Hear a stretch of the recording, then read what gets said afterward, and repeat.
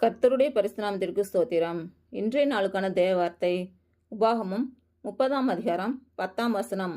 உன் தேவனாகிய கர்த்தருடைய சத்தத்திற்கு செவி கொடுத்து இந்த நியாய பிரமாண புஸ்தகத்தில் எழுதியிருக்கிற அவருடைய கற்பனைகளையும் அவருடைய கட்டளைகளையும் கைக்கொள்ளும் போதும் உன் தேவனாகிய கர்த்தரிடத்தில் உன் முழு இருதயத்தோடும் உன் முழு ஆத்துமாவோடும் திரும்பும் போதும் கர்த்தர் உன் பிதாக்கள் மேல் சந்தோஷமாய் இருந்தது போல உன்மேலும் உனக்கு நன்மை உண்டாக திரும்பவும் சந்தோஷமாயிருப்பார்.